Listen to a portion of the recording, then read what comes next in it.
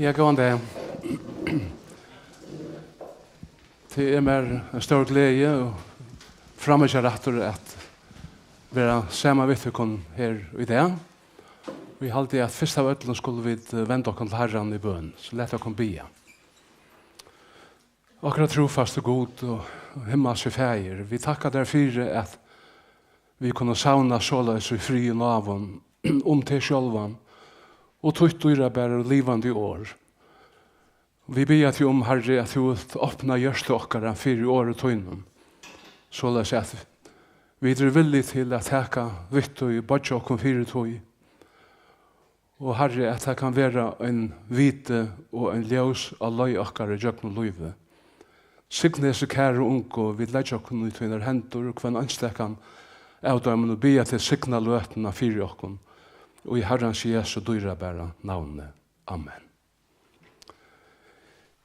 Ja, jeg har finnes til oppgave at tala om kransar og kroner. Monen og i middelen frels og løn. Og jeg hadde at i to samband skulle vi slå opp henne 2 skriftstø å byrja vi. Først i Efesusbrevnen kapitlet. De kjente versene fra vers 8 og til 20. Efesusbrevet 2 og vers 8.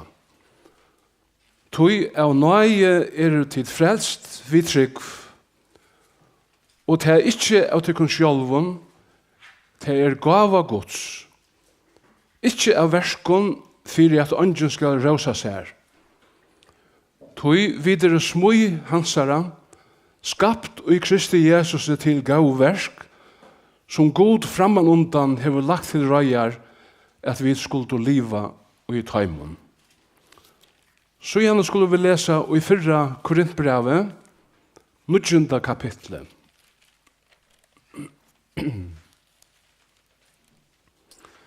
Og vi lesa fra vers 24, 4 Korintbrevet 9, vers 24-26. Vida det ikke at høyre som er skøyvøtlen og renna vust atler.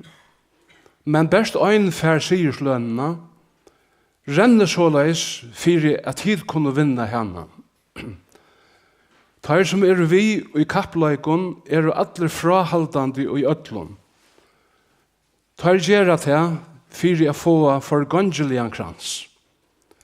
Men vit fyrir å få overgangelian.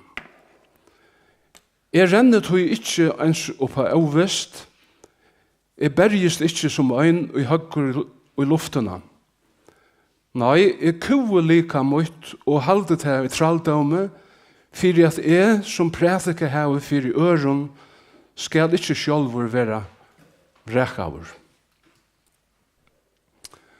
Vi lesa om 6 sérstakar kroner og kransar i skriftene omframt ærar i øron sambandet. Kransar og kroner heva i flest og føren vi løn a gjera. Løn som hinn tryggvande kan vinna som virle, sigers løn la høyers tekjen fyrir tryggva tænast og fyrir Herran. Hesar 6 kronernar og kransaner for det første hinn overgangelige kranseren. For det neste høyers kranseren. Og den 3 rattvise kranseren. Så gjerne det 4 krona løsens. Den 5 avfølgende sigerskransor dordarinnar. Og så senast han satte goddelkronan. Men først noen år om monen i middelen gav og løn. Frelsen ikke løn, men gava.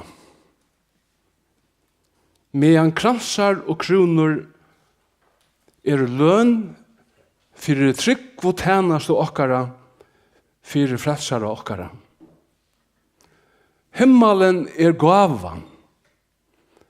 Men kransar og kronor får vi som løn tar vi komma til himmels. Det er mange tryggvande tøyan verre som blanda saman lønene og frelsene og halda at kransar og kronor heva vi sjálva frelsene a gjera øysene. Arne sier nekka meir hesar 6 krononar og kransanar skal jeg nevna tørna kron og Kristusar som han bær fyrir okkom. Her hava vi grundarleie under öllum. Vi lesa i Matteus evangelium 26 og vers 29.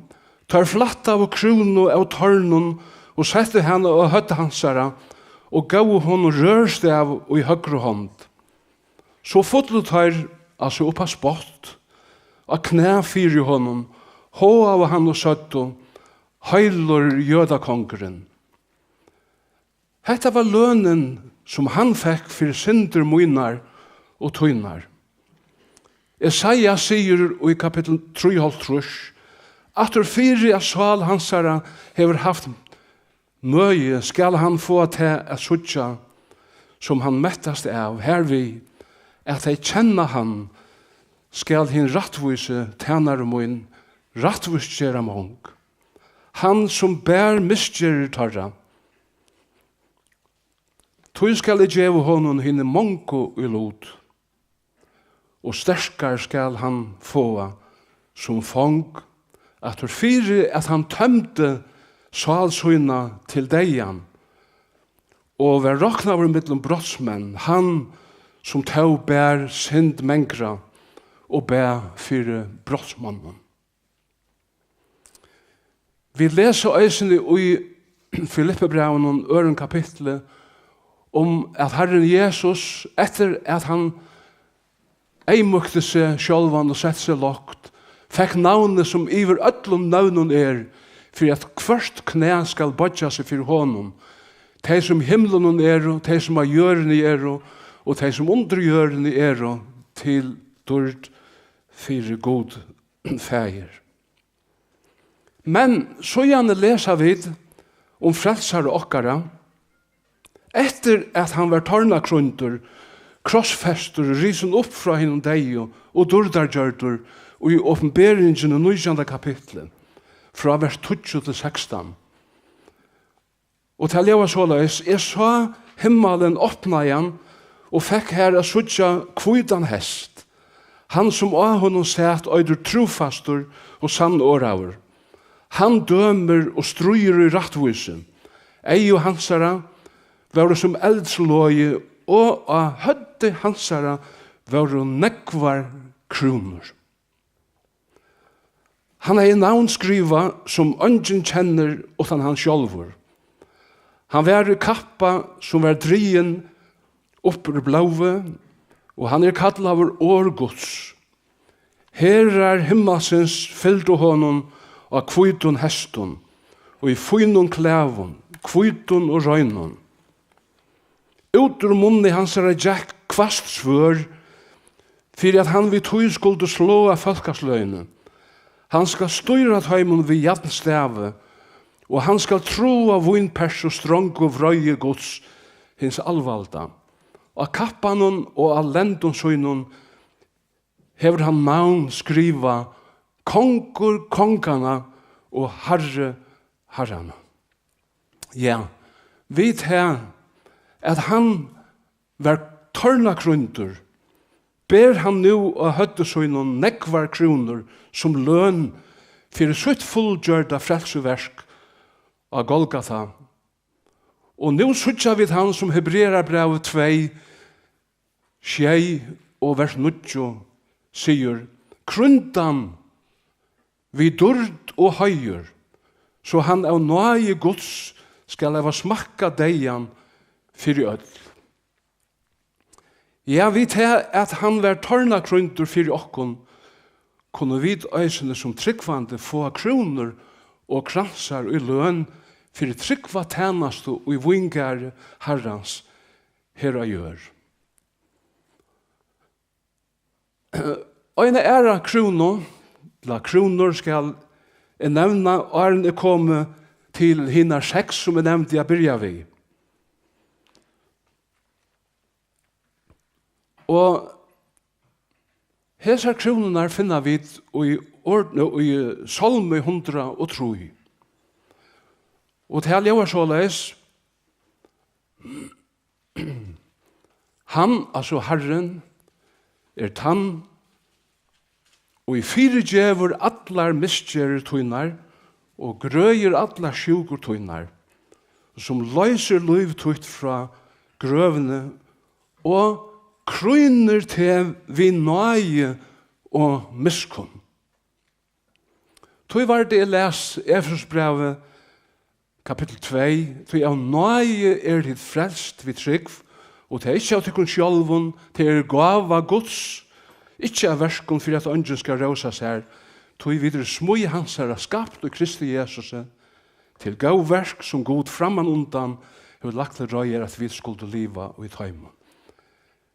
Hesa nøye krono og miskunnar krono få av vid ødl som har sett alid okkara av Kristus og blå hansara som fleit og i okkara sted av krossen. Han har sett hesa krono av høtt, tøyt og møyt og av ødlund tøymon som har leita seg bjergjeng til Kristus. Og av større nøye hansara det våren frelst. Tøy vi har sett alid okkara av han og versk hansara og av år og lyfter hansara. Og tøy hever han krynt okkon vi nøye og miskunn. Og hvert av øynast av godsbaden krynt vi hesson kronon nøye og miskunnar kronene. Hva moneren i middelen nøye og miskunn? Jo, nøye det som vi får av oppebåret, altså himmelen. Men miskunn det som vi ikke får, høyest vi hava til oppebåret, til å si fortaping til helvete. Hvor en underfull nøye og miskunn at han har krynt okkon vi nøye og miskunn syn. Men så kommer vi til kransarna og kronorna som jeg nevnte. Tøyr eller tær løn som Herren omframt at frelse okkon for ønske djever okkon tar vi koma til himmels. Det ikke ufattelig at God træt at han frelser okkon av nøye inn i himmelen djever okkon løn her heima fyrir til arbeid og tjeneste som vi gjør for han her og gjør. Sannelig må vi si at God avmetallige gavemilder og nøyeryker. Det er sikst at kronan tja til bresk og drottningene hever 3000 diamanter og 300 virusmiklar juvelar og dyra gymsteinar. Omfram til kronene hever hon, øyer hon, the Queen's Imperial State kronene, som til framsøyningar av the Tower of London. Hendan kronan hever 6000 diamanter og dyra steinar og hever et avmetalet vire.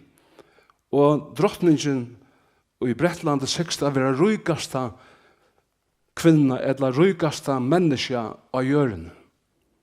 Men kronorna, diamantaner og juvelene tja bresk og drottningene og alt hender rykjedømme og tja ötlun monarkon i heimenon til samans blikkna og i mun til avfargangelige juvelarnar, gymsteinernar og diamantanar og i krono kongana kongs og kronor og kransanar og i han skal djeva elska av bøtten og søgnon som innskja at han og hon i troskapet her gjør. Hetta var kanskje nekka lengur inngengur tjamer, men nu kom vi til kransanar og kronorna sjálvar som evnig okkara. Og som de har sett i notaten som vi sendte fram undan, den første kranseren hin overgangelige kranseren. Og vi lauser han øysene og i 4 Korintbrevet 9 og fra vers 24. Tøyer som vi og i kappløykon alle frahaldande og i ødlom.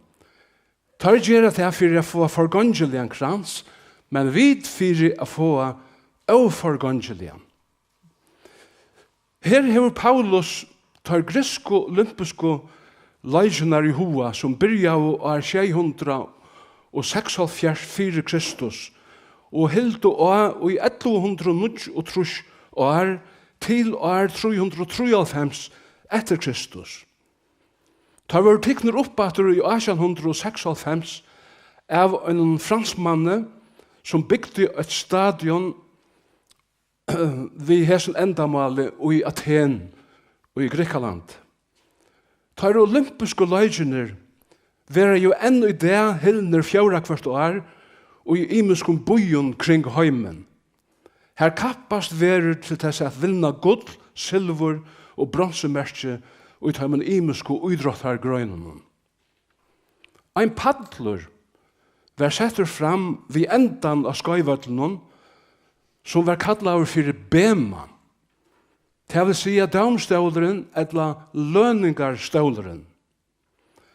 Og hendan mynden var nøyt og i Bibelen fløyre ferier, særlig av Paulus. Her domaren sett, etla her han bytte ut høyerskransar og kroner til uidrottarfolkene, alt etter som de hadde oppebåret høyer fyrir ævrig syne. Hette det og i Paulus sier til, og i 17 Korintbrevet 5:20, her han sier, vi skulle jo øll åpenberast fyrir downståle Kristus bema, fyrir at øyn og kvør kan få atter til som gjørst vi likamenen, etter tog som han har gjørst, være det godt eller illt.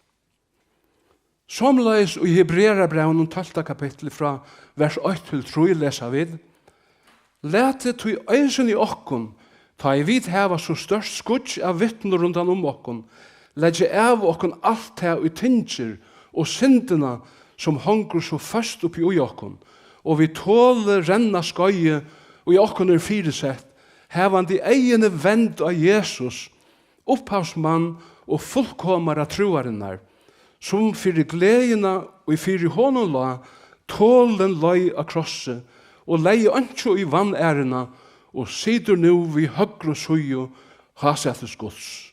Ja, hugsi han, som tålen hever båre, at syndare har sagt honom så nekv vi møte, så tid vi ikke trøyt og møtleis, og i salen tekkara. Og i 17. Timotheus brevet 2:5 sier bare apostelen til det samme og sier, om anker vi og i kappløyge, han færer ikke kransen, leikar han ikke lovlige. Og i tog løto vid vera frelst, byrja vid a renna og at høy andalja skøyvøtlen. Berst hei som heva finnje sett av høtte nøye og miskunnar kronuna få løyve at hekka lot i kappløygenum og skøyvøtlen. Og vi renna allan skøyvøtlen alt løyve i jøkken. Her ræver a renna vel og renna lovlige. Angen rennare renner i påsatrodjo og lengstulen. Det ræver a vera så lattur som gjørligt og sleppa seg av vi alt og tinger. Venjari okkara heila i anden, og velvajari og lærebøk okkara Biblian. Her vi finna leikreglunar, og vi må ikke stekka. Paulus sier vi Galatar i 5. kapittel vers 1, tid vauru a gauvar løy, kvært hevo forat ikon. Falla vid, må vi ikke vera lidjande, men jotta synder okkara, som Guds bønn og røysa okkur aftur av føtter, beina vegin og halda fram at renna, lyka til vi koma av mål, hevandi egine vend av Jesus, alla tøyina og allan vegin. Jeg har ofta undrast av ugenskapen og orðrægi og i uidrottarfolk og fotballspelare okkara leggja fyrir degin. Tøyr later, da tei tullja av fauton og vennlige og i öllum vekkre, kulda, regni og kæva. Tei leggja negg fyrir a vinna sigursløn. Hvordan negg våga vit? Og hvordan negg leggja vit fyrir til þessi at vinna óforgangelige sigurskransen? Paulus sier vi Timotheus i 4. brev, 4. kapittel, vers 8. Hin likamlige venjingen nyttelig til lyte, men Guds øtten nyttelig til alt, og hever lyfte, bæge for løyve, og nå og for hitt og kjemur. Og i ørende skjei, sier han, ven til heldur til Guds øtta. Så her talan om en andalige venjing øysene. Heimsens bøtten gjerra okken ofta fyrir skammun. Vi renna fyrir at vinna óforgangelige kransen, og ikkje fyrir øyn som fyrdas høytene eldest og forferst. Hendan krans kunne vi öll vinna, altså hinn óforgangelige. Så gjerne kommer vi til den neste, som høyerskranseren. Dette kanskje kranseren for salarvinnarar eller salarvinning. Tog Paulus sier i 4. Thessalonikerbrev 2, vers 19-20, tog hver vevn okkara, glede okkara, eller høyerskransur okkara. Det ikke tid?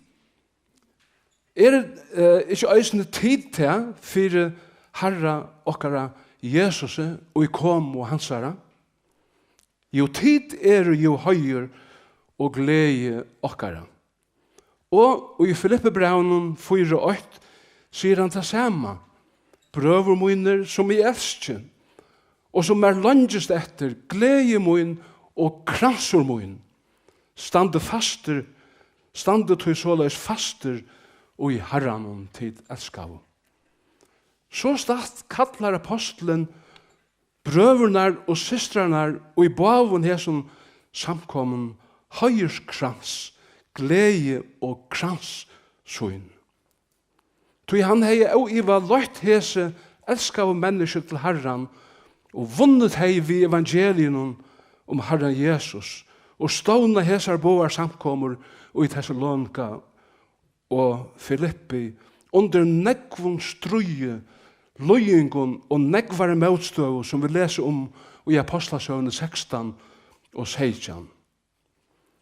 Og i Daniels bok kapittel 12 vers 3 leser vi: men hine video skulle skoina som himmelkvølve skoinur, og de som heva løyt mong til rattvise som stjøtnurnar og i altor og allar æver.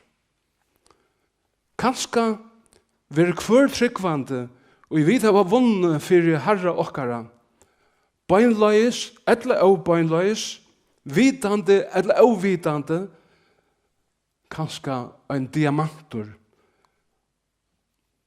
og i krona okkara, da vi koma til himmels. Færre og først ho få nekra krona eller nekra krans. Hvordan nekvar?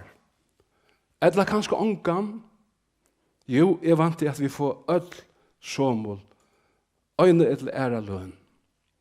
Jeg vant til at vi får standa pura bilsen, ta vi sutja Herran, og han får rette okkon kransar og kronorsøynar, og vise okkon av hendan og handan som vi, utan at vi vid at det sjálv, var årsøk til at hei funnast, la finnast i himmelen og i det.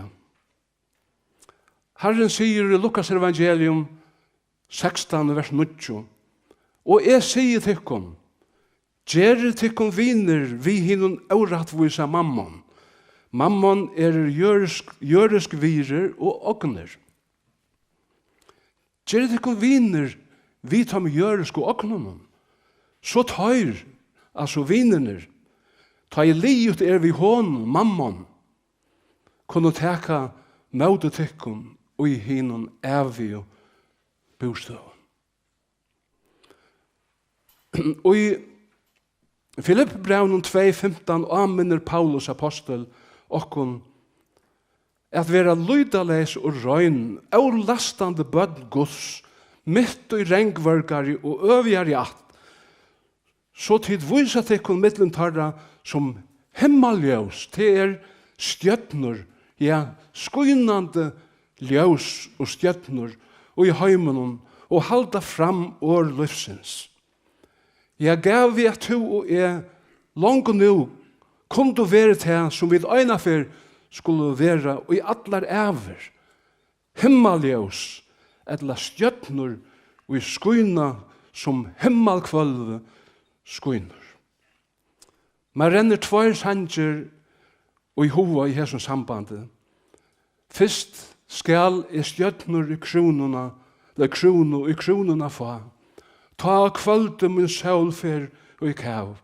Ta i vakna skal her, og min god, nærkjat her, skal i stjøtnur i kronuna få. Og hin skal i færa vid taumen hånden. Munnen frelsara møta så. Ongan det heva offra honom, ongan bore frelso bo. Skal i færa vid taumen hånden, skal i taumhentur stande her. Onga sal heva vunni honom, onga stjøtno vunni mer. Så gjennom koma vi til den tria kransen. Og det rattvise kranseren. Paulus skriver han ved endan av Løyvesøynen og i 17. Timotheus brev 4:8. Og han sier såleis, nu ligger rattvise kranseren mer til røyar. Herren hin rattvise dømare skal djeva mer han hinde, og ikkje best mer, men øysen i øtlun som har elska åpenbering hansare. Det har sett ut som at hesen kranseren et særligt lyfte til tarra og elska og boje etter atterkomo Herrens Jesus er. Vi dåttu ødel at elska åpenbering hansare, og vi spennende ser fram i møte og vanta og boje etter at han skal komme atter som han sjálfur hefur lova. Det kunne være negva sagt om det, at Jesus kan komme atter hver jeg løte det skal være.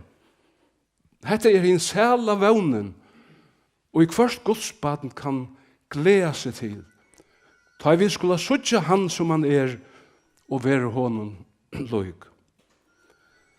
Men i halte at dette årafettle åpenbering hansara, at elska åpenbering hansara, øysene hever en brøyere tøytning. Vi leser i første kapitlet her i 17. Timotheus brevet om åpenbering Herrens og gjennom øren og vågjere sambandet. Her taler han om og sier og taler om nøyene som nå våren åpenber vi åpenbering frelsere okkara Jesus Krist. Han ser som gjør det deian til åndsjes, og vi evangelien hun førte fram og i ljøse lov og overgangslig leika. Her taler han om fyrre å komme Jesus her. Og åpenbering hans her, da han kom fra himmelen til gjerrar og var født i Bethlehem. Og så igjen døye av krossen og fyre okken, røys opp og fører atter til himmels, han kjøtt skal åpenberast og komme atter. Ja, vi som elskar åpenbering hans herra, bæge fyrre og søyten å komme hans herra, øye hetta lyfte, at Herren hin rattvise dømare skal djeve okkon rattvise kransen som ligger til røyar fyrir okkon. Gave at vit ans og Paulus var edru og i öllum, li og ilt, gjørd og versk evangelists, fullførd og tænast og okkara, strutt og hitt gaua strui, og runnu skøye at enda og være standande i trunne. Så gjerne koma vi til den fjøra kransen eller kronuna. Og det krona løfsens. Henne leser vi i Jakobsbrevet, 1. kapittel, vers 12. Sælur tannmævur og sjálvande kvinna og eisene, som heldur ut i frøsting. Ta i livet at røyna han, skal han få kronoløfsens, som god hever lovat heimen, og elska han. Og så igjen leser vi henne og eisene og i åpenberingsene 2:20. Øttast ikkje fyrir tøy som du skal loja. Djevelen skal seta nøkker av tekkun i fengehus, fyrir at hit skulle være røynd. Vær trygg til deian, så skal jeg djeva ter krono livsens. Hendan kronan ser ut til å heva vi røyndir og løyingar å gjera, og vi given fyrir avhalne, uthalne, tål, troskap og kærleika til Kristus. Til trutjar treiter, eller orsøkjer fyrir at vinna kronløsens. Fyrst at vera tålen og i røyndun, eller halda ut og i frøsting. For det nasta at elska Herren Jesus. Og for det tria at vera tryggvur til deian. Onkur heldre at hendan 3 årsøkjen blåvittnesdeien. Det millioner av mennesker som har li blåvittnesdeien nye jøkken øldernar. Og har li som punslavoktar. Og det gjør det sannelig øysen i det som vil høyre i fjallmilen. Nå hesa løt om en vid liva. Isis og ærer forfylgjarar tøyna Guds folk og røyna at utsletta samkommet Guds gjør. Men det er aldri at etnast. Men let okkur minnast til teg, heva teg i hoa, teg som høyra Kristus til og loja blåvittnesdeien, teg vinna kronu livsens. Stefanus var fyrsta blåvittne, og navnet Stefanus merker krona. Han døye for vittnesbord Kristus og vann seg Stefanus. Det krona livsens. Men jeg halte at årene at være tryggfor til deian, øysene kan skilja såleis at være tryggfor med i Herren så langt som vi liva, inntil vi dødja. Vi kunne, om vi ikke loja blåvittnesdeian, øysene vinna krona livsens, vi at vysa Kristus troskap, lykka til vi dødja. Og i åpenberingsene tror jeg etlo lesa vid, halt fast vid det som du hever, så ånden skal teka kronotøyna. Og i Kolossebraun 2:18, let i ångan rena sierslønena fra tekken. Så gjerne kommer vi til den 5. kransen. Han hin avfølgende sierskransor dordarinnar. Han et særstakt lyfte til eldstar og omsjånarmenn og i samkommet Guds. Vi leser om han i 1. Petrusbrev 5:1-4. Hinn eldst og middeltekkara amenie, som tann og sjálfur eldste, og vittni om løyingar Kristus og som tann og i eisene hever lot og i dordene som åpenbæra skal. Røkte fylgje Guds, og i tjatekon og hev i omsjøen vitøy, ikkje av tvingsle, men sjálvkrauter, ikkje fyrir å få ljaudan vinning, men av fulson hjarta, heller ikkje som tøyr og vilja være herrar i vår samkommen, men som fyrmynder fylgesins. Og ta iverhyren, vi underhyrar, Men ta i iverhyren åpenberast, skulle tid få hin avfølgende sigurskrans dordarinnar. Det en stor avbyrd at være en eldste og en samkom. Og somleis det en stor høyur og framkjaratur. Hin eldste som Paulus skriver til, sier han, som gauver fyrstøvmenn, skulle være hildner tvøfaldan høyur verder, mest høyr som arbeider i tale og lære. Så skriften sier, du måst ikke mulbinda oksan i trestjer, og arbeidsmauren lønnsøyna verder. Takk ikke vi klæv mot i ønnen eldsta, utan etter tvøymen eller trimon vittmen. Tøymon, altså, eldstun og synda, skal du hava æt, så allir høyra, så øysene hiner kun hava øtta. Vittne for gode, og Kristi Jesus, og hinen utvalde og anglum, at du måst akta etter öllum hesum utan fordom, og at du ikke gjerst av partakjenslu. Vi ikke sjautur at leggja hendurnar og nekran til at djeva samfellagshånd og kjøtt.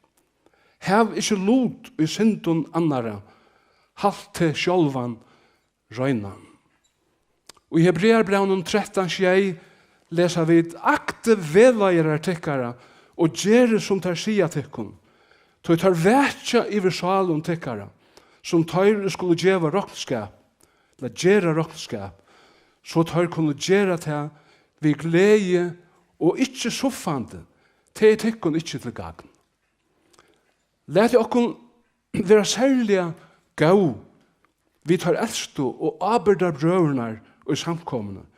Så tar vetja i versalun okkara og skulle ein dag gjera rockskap okkara vegna. Ta i tænasta tarra og okkara endar hjertans innskje okkara at høyre Herran sia, som vi leser i Matteus evangelium 25-23. Gott to gave og tryggve tænare, to var tryggvor i lytlun, jeg skal seta til i negv, fær inn og i glede Herratons. Og Petrus sier i 4. brevet søgnen, 1. kapitlet, lova vi være god og fægir Herre okkara Jesu Krist, som etter større miskunnsøyne hever endurfødt okkon til livande vøvn, vi opprøysen Jesu Krist fra hennom deg til avforgangelian, avdolkajan og avfølgande arv som tikkun gøymtur i himmelen. Og så kommer vi til den satta og søgnasta kransen etla gullkronuna.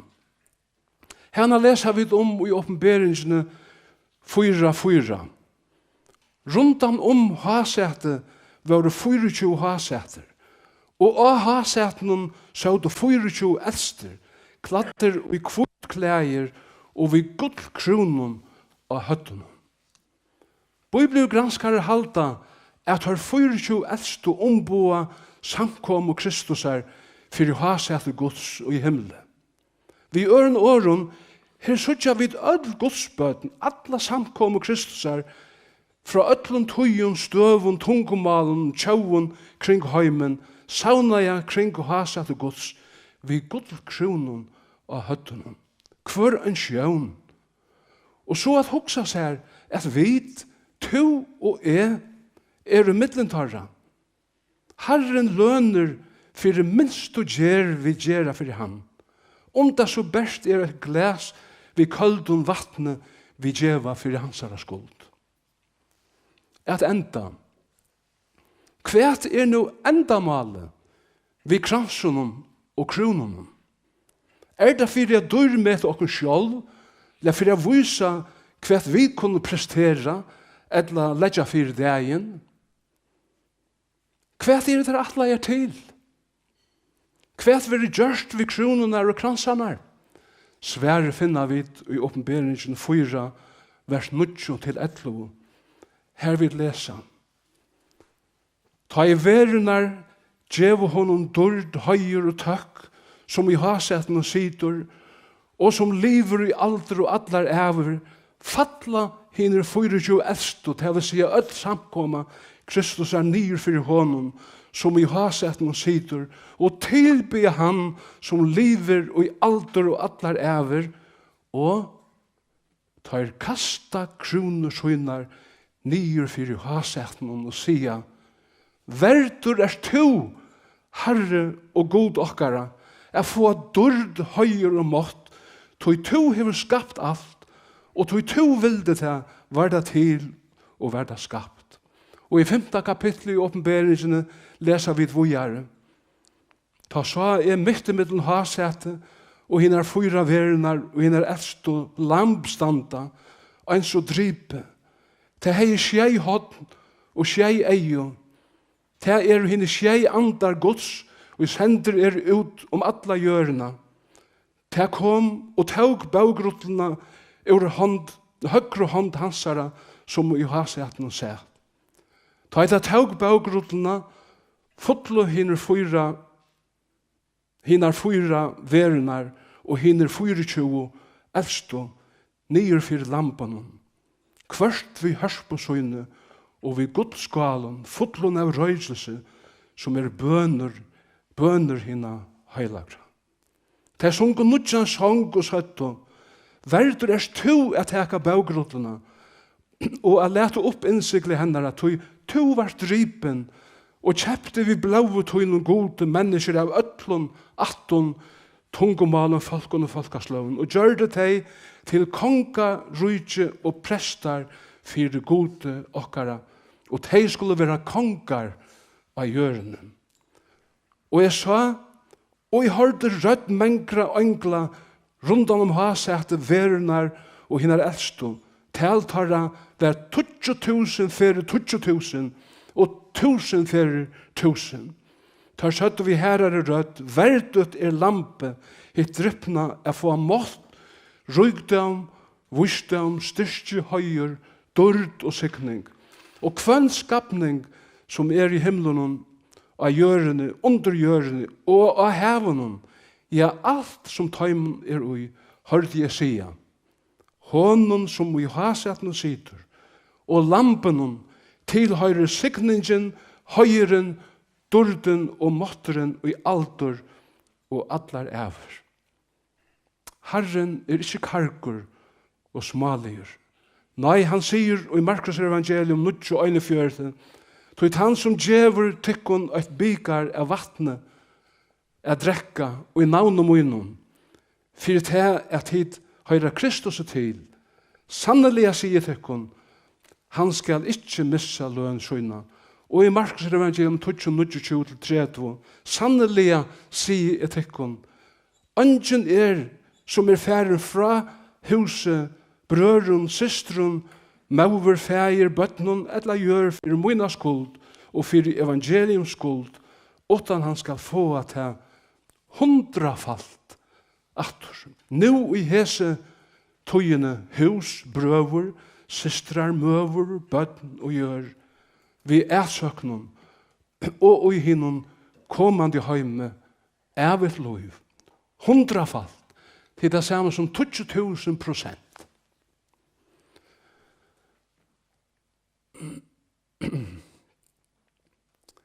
Kanadiske snærrennaren Ben Johnson vann gullmerke av olympiske løyken i Seoul i Sur-Korea i 1984 og 100 meter rennebreidene og breid heimsmete vi 9,94 sekunder. Men trutja det søttene misti han gullmerke tog avduga var at han var dopaur og hei tidsi rusande evne. Men høyast hesa skam og vann bæg for han sjálvan og landhansara, og han miste gullmerke så misti han korsen ikkje den kanadiska borgararatten. Tøy vilde Ben Johnson 25 år 18 år. Sjálvan dagen, og han var fyrir ausikrunnen, den 24. september Og i 2013, klokkan 13:30, visar seg atter av samme steg av stadionen i Seul. Vi at genga 18 tvær vindmenn, vi en 100 meter lengre pappersrutlo, som tar rutla ut framme fyrir honom, vi 3600 underskriften, og som han hei sauna saman den søgnaste måneden, som avværing og motmæli møte at nøyta rusande evne. Ben Johnson misti ikkje møte.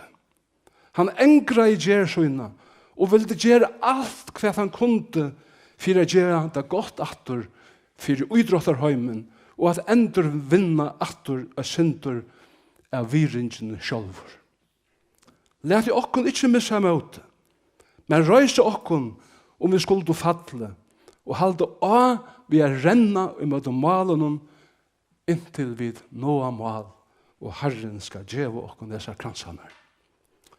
Jotta vi synder okkara han trofastur og rattviser, så han fyrirgjever okkun syndernar og rensar okkun fra allar orattvis.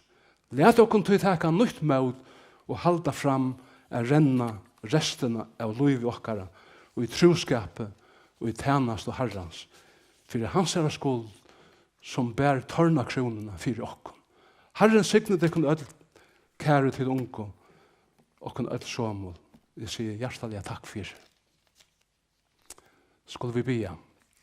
Fægir, vi takkar der fyrir tutt og ira bare år. Det rannsakar alt og gjørt okkara.